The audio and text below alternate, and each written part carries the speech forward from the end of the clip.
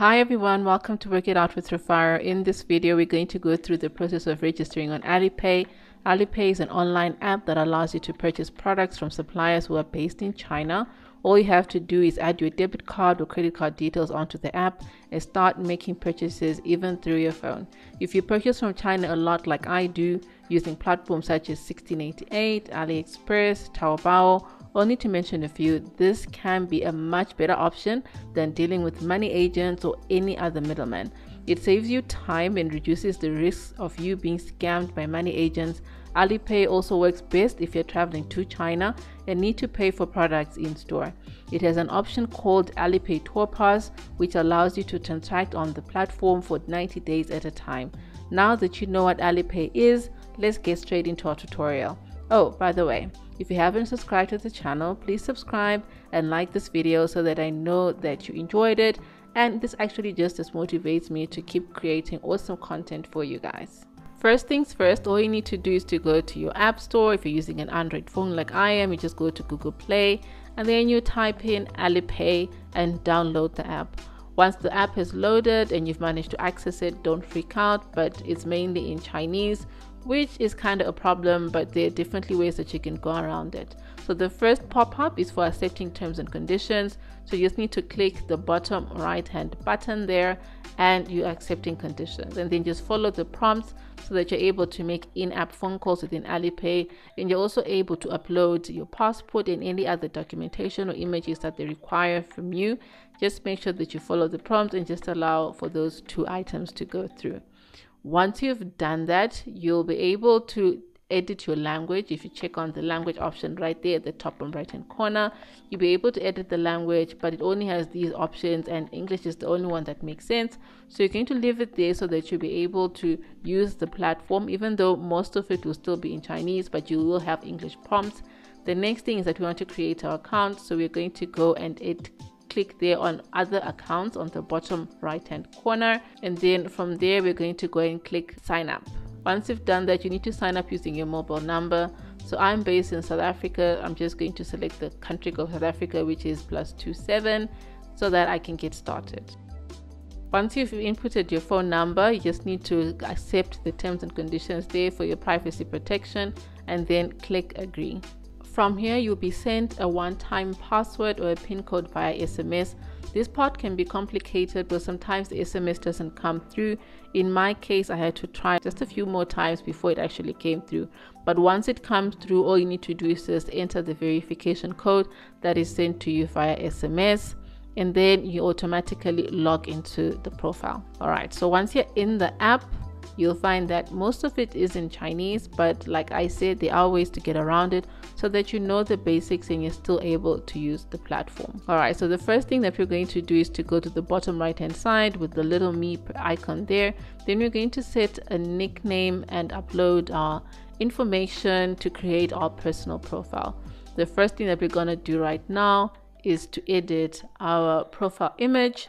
You can just edit and make sure that you put something there. In my case, I chose to put a real photo of myself just so it makes it easier when I'm transacting. I don't know if it matters, but that is what I decided to do. Once you've uploaded your profile image, you need to make sure you go and you edit your nickname. And this part is very important. Just try and make sure that you edit there as much information as possible in your personal account, so that it's not marked as a spam account and it's actually marked as a verified account. So in my case, I'm just going to put a nickname that I prefer, which is something that you can do as well. The next thing now is you can see where it says identity unverified.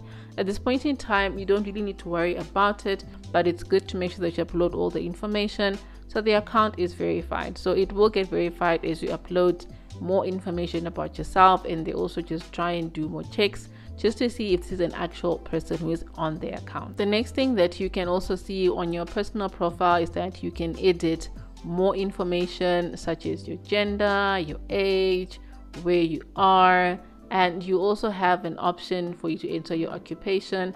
None of this stuff really matters at this point in time. So the next thing that we're just going to take a look at is that you'll find where it says my QR code.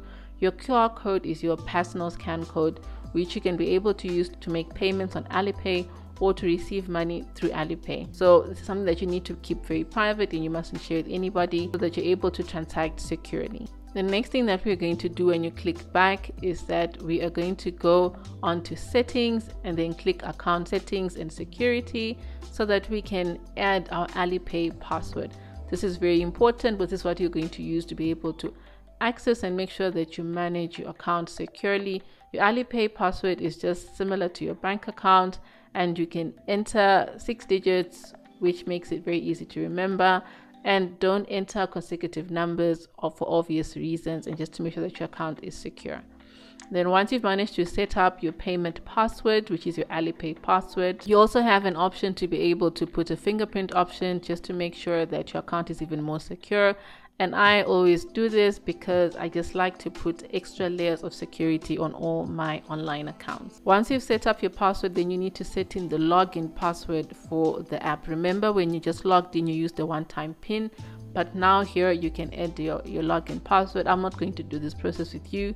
This is very simple. You can do this and just set in your login password. It's similar to just setting up your Alipay password. All right, back to identity verification here. It will prompt you to just verify and scan your passport. So you will need your passport for this particular process to be complete, and you'll need to enter your ID number. So I'm just going to upload my passport here. And remember, the prompts are just going to be popping up as you're setting up your account, so you don't need to worry too much about it. So once you've uploaded your passport, the next thing that you're going to do is you're going to do a face recognition or face verification process.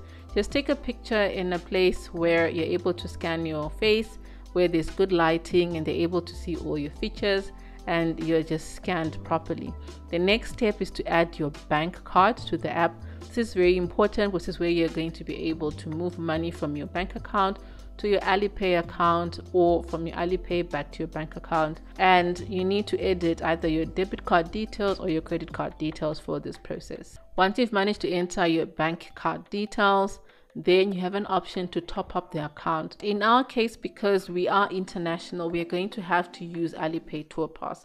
So you need to click back and you need to make sure that you go to the initial homepage of your international app. And from here, you'll be able to select Tour Pass.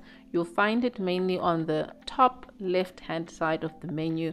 Once you've selected Tour Pass, then you need to follow the prompts to make sure that you click your account. So from there, you enter use now. Then you need to verify your personal information and just follow the prompts. Select your country. In my case, I am Zimbabwean, so the country that they require here is just to verify who I am, which is supposed to be on my ID. But because I'm based in South Africa and Zimbabwe doesn't appear, I'm just going to use South Africa. Then for your passport, you need to enter your passport number exactly as it is on your passport. And then once you've managed to do that, you'll be able to top up any amount. At this point in time, I'm not going to top up my Alipay account, because once you topped up money, it's more difficult to get that money out. So only top up money into the Alipay account if you know you really need to use it immediately. Perhaps you want to go onto 1688 and make an immediate purchase, or you want to go into Alibaba, or you've traveled to China and you actually want to use the money instantly. Only then should you move money into the Alipay account. In this particular case, you have different denominations for you to be able to use in terms of topping up your tour pass, and this tour pass is valid for 90 days, just to make sure that I've mentioned it. There's a 5% service fee, which is what they use whenever you transact on their account, and they always use the current or prevailing exchange rate or the bank rate to be able to convert the money from your local currency to the Chinese yuan. So another thing that's very important to note is that this app is very sensitive. So you just need to make sure that you're following the prompts. And I know that even though with this tutorial, you'll get frustrated because sometimes what you see on your app is not exactly what is going to pop up here. They are constantly updating their versions.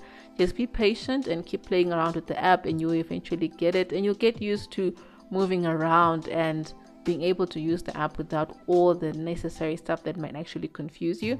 But anyway, so we've come to the end of our tutorial. I hope that you found it useful, and I hope that it wasn't too complicated. It was very straightforward and you're able to easily understand.